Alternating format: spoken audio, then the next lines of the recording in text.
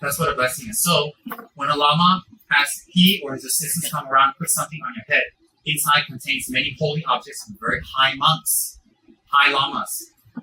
So usually at the end of the Dharma talk, if you've been lucky to hear the Dharma talk and you stay, you'll receive the blessing. Sometimes after you receive the blessing, listen carefully. Something bad will happen to you. You think, Papa, I was blessed. No, it is the voice something bigger and worse that happened to you. Sometimes after a blessing, our mind becomes clear. Sometimes after a blessing, our heart becomes more open. Sometimes after a blessing, we understand things more and harmony comes. A blessing is to make you become better. So at every Dharma talk, this contains the holy ashes of my Guru, His Holiness Tetrasoranji, one of the most elite Gurus. It contains the hair of His Eminence Kansuranji. It contains the robes of His Holiness Tridaranji, Pabulguranji, and the bones of Pabulguranji. It also contains the robes of His Holiness the Dalai Lama. It contains chakras made by Tetrasoranji's own hands and mantras written by him. It contains many, many holy objects, many holy items. So when this holy stupa is placed upon your head, then with reverence, you're not doing this to the person, to the stupa and the holy beings contained inside. To get a blessing, everybody needs a blessing. This is the Buddha of wisdom, merit, long life, and health. This is the goddess Tara in her supreme white form. So this one also contains many, many holy relics. Because I was told in my previous lives, I used to pray to Tara a lot by many, many people, so I decided to have her around for people. So when Tara's, the beautiful goddess, Sita Chakra Tara Devi, we say in Sanskrit, Sita Chakra Tara Devi, the wish-fulfilling wheel of merit, life, and wisdom. This beautiful female Buddha is placed upon your head. Again, it's a lesson. I'll do that all the time at the end of teachings. So that what I've taught goes in and stays, and obstacles are clear for you. And when these are placed on your head, you should recite the mantra, either Lama Tsongkhapa's mantra or Tara's mantra. If you know Lama Tsongkhapa's fabulous, you don't. It's very blessed. Very, very blessed. And if we have our own gurus, if we're very fortunate to have our own guru that cares and loves us, and we have a samaya, then we receive their hair, receive their holy items, and we also put the stupa and place it on our altar and make offerings. It blesses the whole family. Very, very much. Okay, you were saying that just having a stupa or a Buddha statue blesses even the birds and the animals around the area. So I take it that it would bless people who are averse to religion. Oh, yes. How does it do that? Just by seeing. You have not been listening to our products class, have you? How does it bless people who are adverse to holy objects? You see, whether a person likes vitamin C or doesn't like vitamin C, if our mother forces us to take vitamin C, doesn't it have benefit? It does. So like that, a Buddha image itself does not depend on our belief for it to have power and to bless us. It itself has power because it is a Buddha. It itself exists on its own merits and exists on its own power. So whether we are adverse, we're neutral, or we like or we don't like, it blesses us because the energy of a Buddha is to bless, is to benefit, is to eliminate problems and difficulties. So by the power of the virtue of the object alone, it will bless us. If that is coupled along with faith and understanding its nature and understanding its function, then the blessing will be much, much more. Why? Let me explain.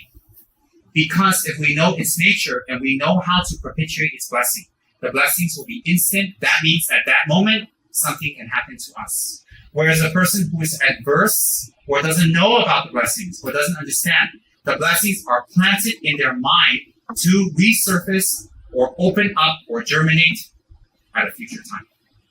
So a person who sees it is adverse or doesn't understand, the seeds are planted and it will open at a future. A person who knows will immediately receive the blessings. Example, someone who's very angry. Someone who's very, very angry and they're very faithful to the Buddha. The minute you mention or you show them a Buddha statue, you say, don't. Don't act like that. Remember what the Buddha has taught us? Immediately the anger comes down. They have immediate benefits. Whereas the people who don't know nothing about the Buddha, they say, oh, what's that? Who cares? So in that way, it has immediate and long-term benefits. For people who have faith and who understand the blessings of a Buddha image, it has long-term benefit and immediate and short-term benefit. So to have a large Buddha image, for example, in our house, is very, very holy, very blessed.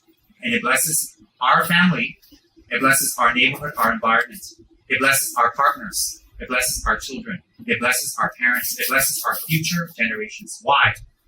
Whether we believe or we like or not, it itself has power. So its blessing is based upon its own power, its own nature. That's not dependent on us. Comprendi? Yes, but how does it bless you? Is it also kind of Oh, that's what I level? just said. It plants seeds in your mind. But how?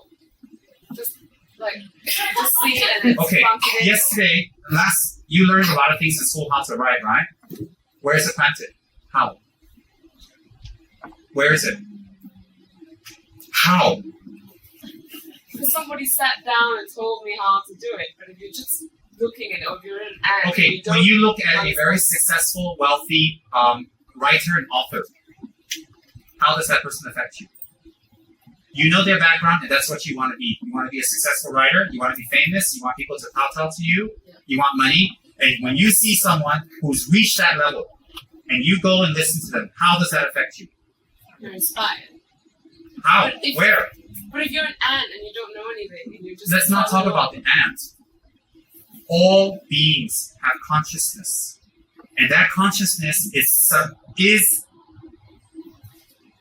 at that moment subjugated or under the influence of their current karmic body.